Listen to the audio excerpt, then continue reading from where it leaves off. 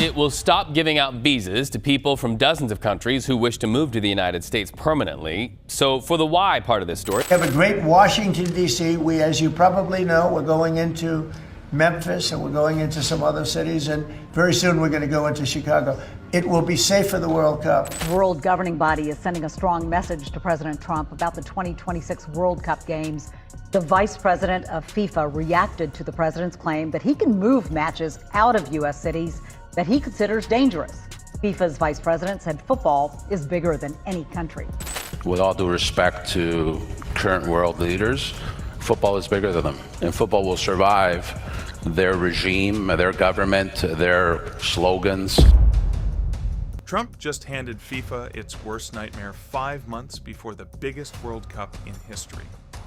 The U.S. State Department announced they're freezing visas for 75 countries, and we're not talking about some obscure nations here. Iran and Haiti, 2 qualified World Cup teams, are completely locked out. Nigeria, Brazil, Thailand, countries with massive football followings, their fans can't get into America. This isn't just immigration policy, folks. This is FIFA watching their Unity Through Football brand crumble in real time. They spent years planning the most inclusive tournament ever, expanding to 48 teams, promising to bring the world together. Now, most of the world literally can't attend. You can't host a World Cup when 3/4 of the world is banned from showing up. The visa crisis breakdown. Let's break down exactly how catastrophic this visa freeze really is. The State Department isn't being subtle about this. They're targeting countries whose immigrants take welfare from American people at unacceptable rates. That's their exact language. And the list reads like a FIFA membership roster. Iran and Haiti face complete bans. These aren't just random countries. Iran qualified for the World Cup, and Haiti has one of the most passionate football cultures in the Caribbean. Their fans have been planning for years to make the trip to America, buying tickets, booking flights, organizing supporter groups. All of that just got wiped out overnight. But it gets worse. Ivory Coast and Senegal are hit with partial restrictions, which creates this bizarre situation where some fans can come and others can't. Imagine trying to organize supporter sections when you don't know who's actually going to make it through customs. These aren't small football nations either. Senegal reached the World Cup final recently, and Ivory Coast has produced some of the biggest stars in the game. The ripple effects go way beyond just fans in the stands. Media crews from these 75 countries now face the same restrictions. Sports journalists who've been covering World Cups for decades suddenly can't get visas to do their jobs. FIFA officials from affected nations are scrambling to figure out if they can even attend their own tournament. Support staff, translators, security personnel, the entire ecosystem that makes a World Cup function is getting torn apart. Think about what this means for the atmosphere FIFA promised. Previous World Cups celebrated fan diversity. Remember Russia, 2018, with those incredible crowds mixing supporters from every continent? Or Qatar 2022, where fans from Morocco and Argentina created some of the most electric atmospheres ever seen. That's impossible now. Instead of 75 different fan cultures creating that World Cup magic, you're looking at empty sections and sterile crowds. Trump's justification centers on security threats, but FIFA built their entire brand on inclusivity. Their charter literally emphasizes bringing the world together through football. Now they're facing a choice between challenging their biggest host nation or accepting a fundamentally diminished tournament. The timing couldn't be more devastating. Visa applications typically surge 6 months before World Cups as fans start planning their trips. That window just slammed shut. Travel agencies in affected countries are canceling group bookings. Airlines are reducing flight schedules to American host cities. Hotels are seeing massive cancellation waves from international visitors. FIFA spent billions marketing this as the biggest World Cup ever. 48 teams, 3 host nations, matches spanning from Vancouver to Mexico City. They promised a celebration of global football unlike anything we'd seen before. Instead, they're staring at the most restricted World Cup in modern history, where entire continents of fans are locked out, not because of their behavior or security concerns, but because of their passport color. This visa crisis exposes the fundamental problem with letting politics dictate sporting events. FIFA position themselves as above national governments, but they're learning that when you depend on one country for the majority of your matches, that country holds all the power. FIFA's impossible position. FIFA finds itself trapped in an impossible situation that strikes at the heart of everything the organization claims to represent. Their charter doesn't just mention unity as a nice sentiment, it's the foundational principle that justifies FIFA's existence as a global governing body. They've spent decades building their brand around bringing the world together through football, transcending politics and borders. Now, they're watching that brand collapse in real time. The organization faces a choice that has no good outcome. They can challenge the United States and risk losing their biggest host nation just months before kickoff, or they can accept a fundamentally broken tournament that contradicts everything FIFA stands for. Neither option preserves their credibility.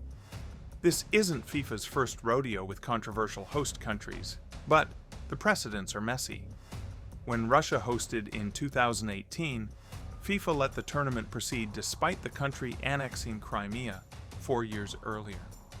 Russia stood accused of cyber attacks, election meddling, and carrying out the Novichok nerve agent attack in Salisbury. FIFA's response was essentially to look the other way and let football happen. But then came the full-scale invasion of Ukraine in 2022, and suddenly FIFA discovered moral principles. They banned Russia from international competition, suspended their membership, and made it clear that some actions cross a line. The contrast is striking. FIFA tolerated years of Russian aggression until it became impossible to ignore, then acted decisively. Now, they're facing the same test with the United States, but the stakes are infinitely higher. Russia was hosting a tournament that was already underway. The US is hosting the biggest World Cup in history, with billions in infrastructure investments and broadcast commitments already locked in. Gianni Infantino's close relationship with Trump complicates any potential pushback. Remember, FIFA awarded Trump their inaugural Peace Prize just weeks ago, praising his role in establishing ceasefires and promoting peace. That looks ridiculous now as Trump implements policies that directly undermine FIFA's mission.